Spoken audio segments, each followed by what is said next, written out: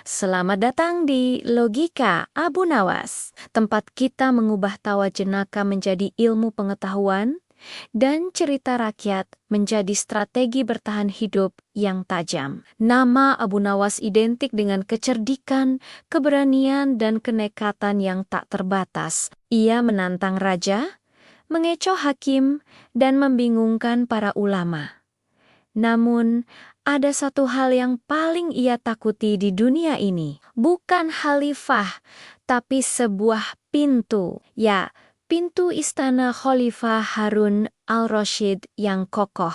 Hari ini, kita akan bedah mengapa orang sejenius Abu Nawas bisa gentar pada seonggok kayu dan besi ini. Untuk memahami ketakutan ini, kita harus pahami dulu kekuatan di baliknya. Kita ada di era keemasan dinasti Abbasiyah. Baghdad adalah pusat ilmu, tapi juga pusat intrik. Khalifah Harun al-Rasyid adalah penguasa yang adil, tapi juga sangat menuntut kesempurnaan dan kejujuran. Protokol istana sangat ketat. Setiap orang yang masuk dicurigai. Para pejabat lain datang dengan wajah tebal penuh harap, hadiah, atau pujian.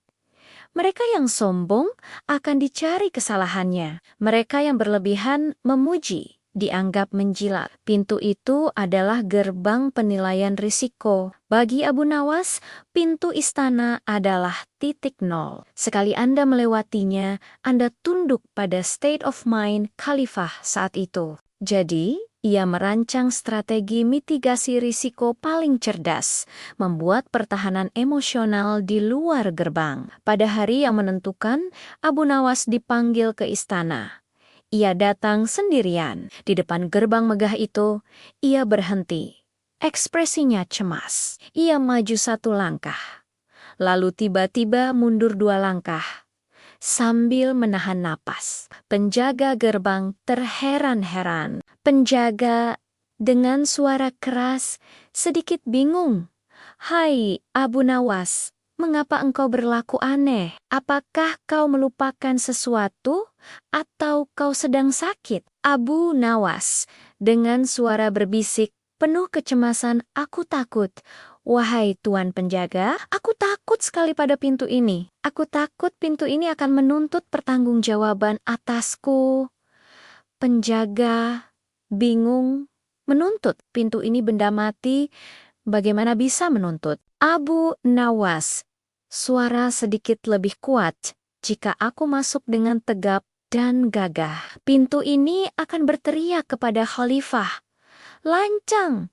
Mengapa hamba ini datang dengan kesombongan?' Jika aku menunduk terlalu dalam, pintu ini akan berteriak, 'Munafik! Mengapa hamba ini berpura-pura rendah hati?' Aku takut pintu ini menanyakan niat." Dengan bersikap ragu-ragu dan takut, Abu Nawas telah melakukan pengakuan dosa awal di depan pintu. Ia berhasil menjual ketakutannya sebagai bukti kerendahan hatinya. Inilah aksi logika prevensi risiko yang ia rancang. Pintu tertutup perlahan di belakang punggung Abu Nawas. Penjaga gerbang menggelengkan kepala. Namun, di balik dinding itu, seorang menteri dan wazir istana menyaksikan semuanya. Dan disinilah logika Abu Nawas mulai bekerja pada pihak ketiga. Menteri A dengan suara sinis, "Sungguh tontonan yang memalukan. Orang gila itu datang untuk menghibur raja lagi. Aku yakin dia sedang mencari cara untuk meminta uang lagi." Menteri B dengan suara hati-hati, "Bijak tunggu, Tuan Menteri." Justru itu yang membuatnya cerdik. Lihatlah dia. Dia datang dengan pengakuan ketakutan. Ia menghilangkan dugaan keserakahan dari dirinya sendiri, bahkan sebelum khalifah melihatnya.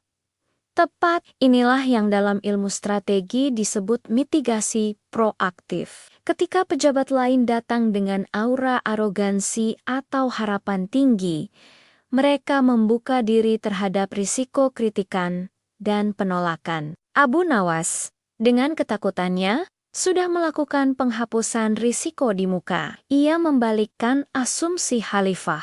Jika Abu Nawas masuk dengan senyum lebar, khalifah akan berpikir, apa maunya si cerdik ini. Tetapi karena ia masuk dengan wajah ragu dan ketakutan, Khalifah berpikir, mengapa dia takut pada pintu?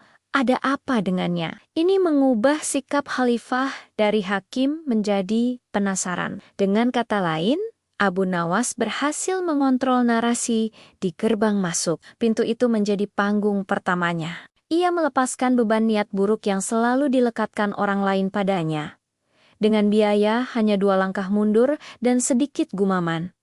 Logika cost-benefit yang sangat efisien. Strategi ini juga mencegah serangan dari para pesaingnya. Tidak ada yang bisa menuduh Abu Nawas sombong atau serakah karena ia sudah mendeklarasikan kerendahan hati lewat tindakannya. Ia menjadikan kerentanan sebagai perisai terkuatnya. Sebuah manuver psikologis yang brilian. Sekarang, Abu Nawas ada di hadapan singgasana. Ia telah memenangkan pertempuran di pintu. Namun, ujian yang sebenarnya baru dimulai. Mari kita dengarkan dialognya yang legendaris setelah Khalifah melihat keanehannya. Khalifah, dengan suara berwibawa, sedikit geli wahai Abu Nawas, aku mendengar tingkahmu aneh di depan gerbang. Mengapa kau masuk dengan tergesa-gesa seolah dikejar setan, lalu mundur seolah takut pada bayanganmu sendiri? Mengapa kau lambat sekali, Nawas? Abu Nawas dengan suara rendah hati, tulus ampun Paduka yang mulia, hamba tidak lambat. Hamba hanya sedang memeriksa apakah niat hamba pantas hadir di hadapan Paduka. Pintu istana Paduka adalah cermin yang memantulkan kesombongan dan keangkuhan hamba. Jawaban itu menenangkan hati Khalifah. Inilah hikmah sufinya. Pintu fisik hanyalah metafora. Abu Nawas mengajarkan kita agar selalu melakukan introspeksi, niat sebelum bertindak. Kekuatan sejati adalah kerendahan hati yang dipersenjatai dengan akal. Jika niat kita bersih, maka kita tak perlu takut pada pintu manapun. Abu Nawas, monolog batin atau refleksi, ya Allah, biarlah semua orang melihat kebodohanku. Biarlah mereka mengira aku takut pada benda mati. Asal engkau tahu, Tuhanku, bahwa aku takut pada niat kotor di dalam hatiku sendiri. Abu Nawas berhasil. Ia mendapatkan perhatian Khalifah, ia menghindari jebakan sombong, dan ia memberikan pelajaran filosofis mendalam tanpa harus berkhotbah. Ia menggunakan humor sebagai bungkus dan logika sebagai isinya. Bagaimana kita menerapkan logika prevensi ini hari ini? Pintu istana telah berubah.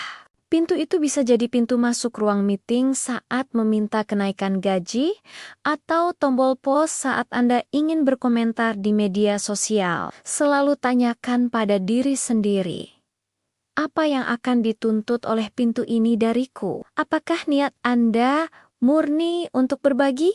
Atau untuk pamer? Apakah niat Anda tulus atau untuk mencari keuntungan? Dengan memeriksa niat logika prevensi, Anda sudah memenangkan setengah pertempuran. Kita telah melihat bagaimana kecerdikan Abu Nawas dimulai dari sebongkah pintu. Ia adalah Master of Risk Management abad pertengahan. Jangan pernah biarkan kecerdasan Anda menjadi alasan bagi kesombongan. Itu adalah pelajaran terbesar dari episode perdana ini. Terima kasih banyak telah menemani kami membedah logika yang tersembunyi di balik ketakutan Abu Nawas pada pintu istana. Pelajaran hari ini, kecerdasan tertinggi adalah kerendahan hati yang strategis. Jika Anda menikmati analisis mendalam yang jenaka seperti ini, mohon luangkan waktu sebentar untuk mendukung kanal ini. Jangan lupa klik tombol like jika Anda terhibur dan tulis komentar di bawah.